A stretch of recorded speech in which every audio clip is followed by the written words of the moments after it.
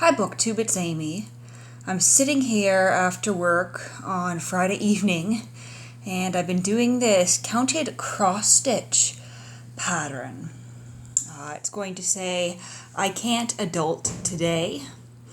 I think it's pretty humorous, and I picked this up at Michael's craft store just to sort of get myself back into cross stitch. I did it a bit when I was a kid, and when I was a teenager I was so far into it to the point where I was creating a few of my own patterns, but I haven't touched it in years. So I thought it would be fun to get back into that. So I got the pattern here and I started this last night and have been working on it a bit today. But when I got home, the package slip from Canada Post. And so I went over just now to the quickie convenience store nearby where the Canada Post location is, where they keep the packages. And I picked up a package, a book. And I'm trying not to show you my address here, but I noticed the postage mark here. The stamp is quite interesting. It says Canada Post, birthplace of the Mayflower, and I'm not really sure what that's all about, but I thought it was interesting. And there appears to be a ship here, so that would indicate to me that there was some ship called the Mayflower that was perhaps created in Canada. I think that's a ship. Does that look like a ship to you? Some sort of something or other. But anyway, I got this package and I'm going to open it up here, and I'm pretty sure this is my J and Barrie. And let's see if I can prop this up here in such a way that, oh, there's my closet, you don't want to see that. Prop this up here in such a way that, oh, that's not going to work. In such a way that I can open this without stabbing myself with a knife trying to do it one-handed. I've got my box cutter here. I actually don't know what the duct tape is doing on the handle. I think maybe it was cracked. This is a knife that my dad gave me before I moved out. Okay, we're going to try to do this one-handed since I can't figure out a way to set this down nicely. And there is cardboard on the inside, so that's why I wasn't too concerned about actually ruining the book here. The seller has packaged it quite nicely. And this is actually coming from a used bookseller inside Canada. Pilgrim Reader Books in Combermere, Ontario.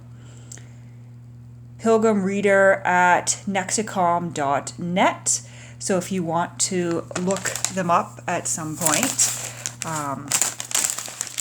let me fold this over so I can sort of show you the sticker here. So that is the bookseller, Pilgrim Reader Books, that this is coming from. Get that out of the way.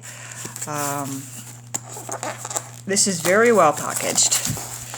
I'm just going to tear at it with one hand. I don't usually open books one-handed, but then again, I don't usually film myself trying to open them.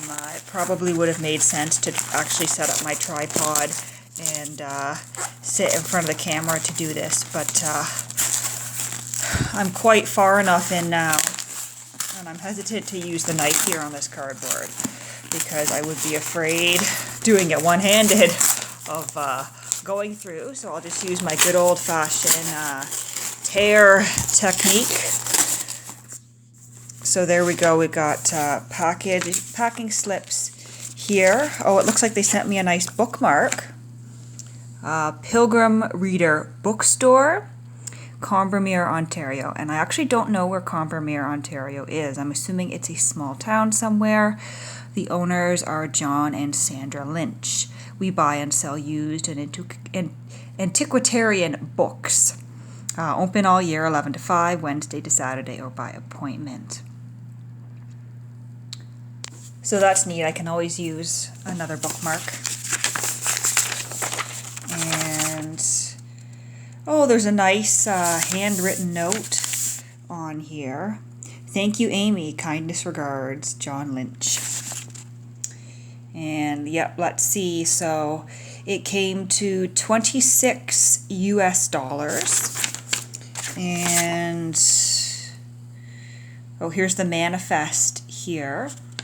It's described as brown cloth with gilt lettering on spine and front board, plus front is decorated with a green/red/black/gilt stamping. Very minor wear on corners with some browning of the text edges and end papers. Previous owner's name on the front, free end paper. With those noted, this is a near fine copy. 11 full page engraved plates by Bernard Partridge. This is the first Canadian edition with the Clark Company limited spine imprint. The gilding and board decorations are very bright and crisp. A clear and removable archival cover has been fitted. That's nice. Yes, so let's dig in here. Oh, I got one more piece of paper here before I dig in here and we actually look at the book.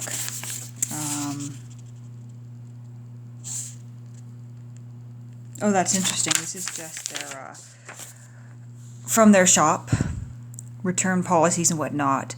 But the Independent Online Booksellers Association, Book Buyers Bill of Rights. I had no idea there was such a thing. Members of the Independent Online Booksellers Association subscribe to a code of ethics that requires all the following: accurate descriptions, reasonable returns, delivery of product, and a pleasant buying experience. That's interesting. I've never heard of that. If you've heard of that, let me know in the comments below how that emerged.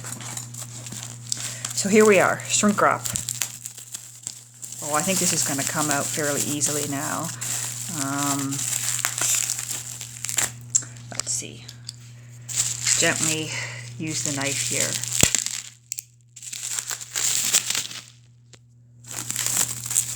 Oh, this actually, this is straight up saran wrap over the bubble wrap. That's funny. Like saran wrap you would use in the kitchen to wrap your leftover tuna casserole in.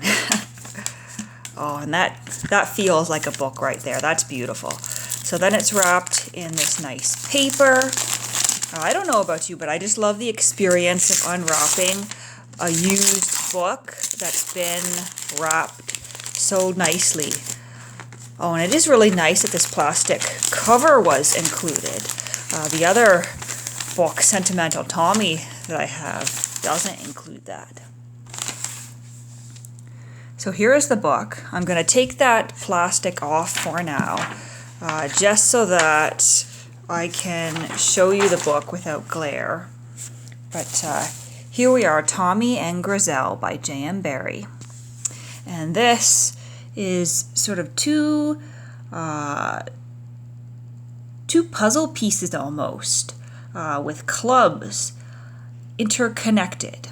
And I'm not sure whether that is something of significance that I'm just not familiar with, or whether it is something related to the content of the book, or whether it's just a pretty pattern. But I do like this floral wreath that goes around, and the gold is very nice.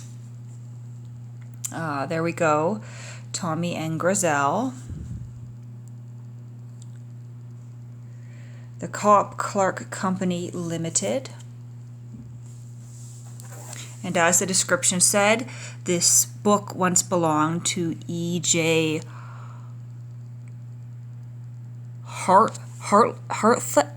I can't even read that. Oh, come on, you can do it. You can focus. Okay, it's not going to focus. But Hartlet or Hartled? It's hard to say. I can definitely know that's an Hartleib, possibly? Doesn't matter. Oh, this is in great condition.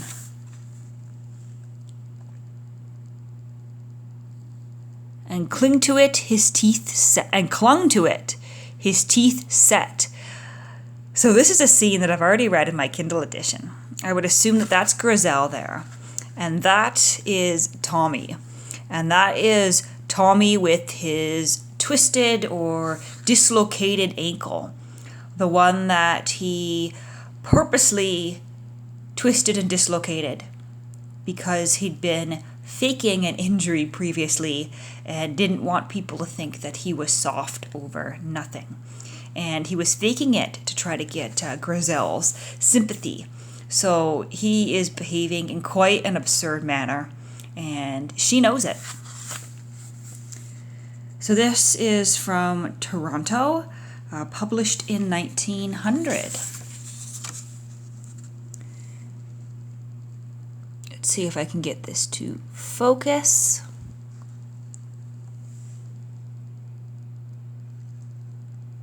Oh, come on, you can do it.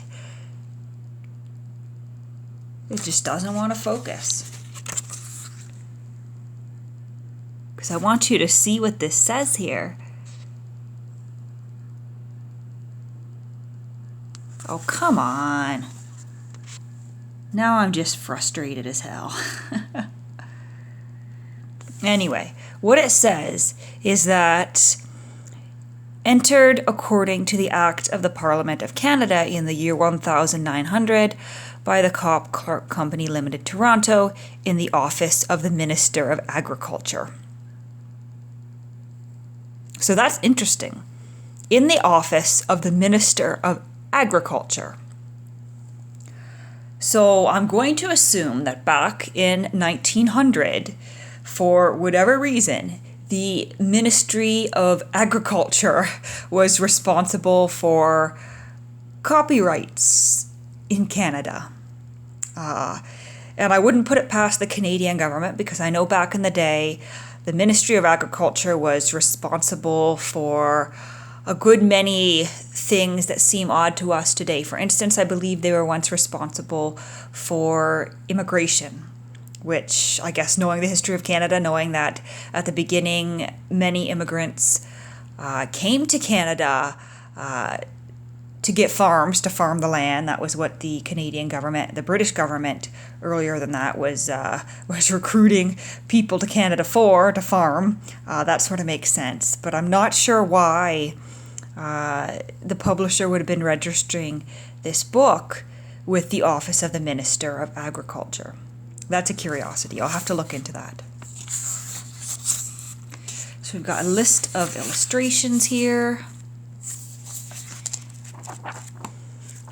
And this is nice. This book is hardly yellowed at all, really. To meet Mr. T. Sandys, Tommy Sandys. These are very rich illustrations. This is far richer dressed than I imagine the characters in this novel being in. And I have to admit that earlier image of Grizel is not at all how I imagined her. But that's all right. There's a very interesting smell coming from this book.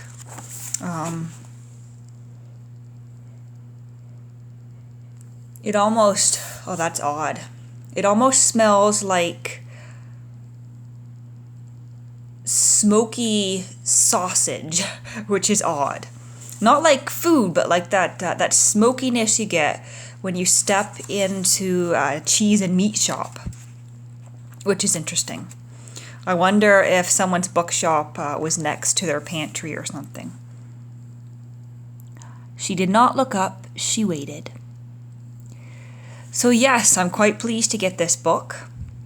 I'm going to go and put it in my living room. And it's dark in here, so let's get the light turned on. And I'll take you over here. And just as a reminder, I will show you the volume 1 Sentimental Tommy that I have that matches this one, or at least closely seems to match it. It's similar, but I believe this is an American printing here. So yeah, they don't actually seem to be a set. It just appeared so.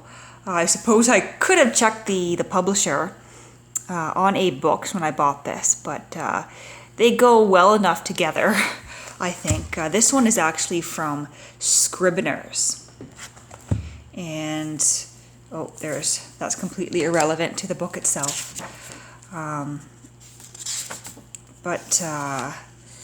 Yeah, the images in this one are nice, but they're not nearly as rich as in Tommy and Grizel. And of course, yes, this is an American printing. So this is from Cambridge, John Wilson and Son, Cambridge University Press, copyright 1896, Charles Scribner's Sons. So here we have an American printing of Sentimental Tommy and a Canadian printing of Tommy and Grizel, which is the sequel to Sentimental Tommy. And I think they go quite well together, even if they are not exactly a set.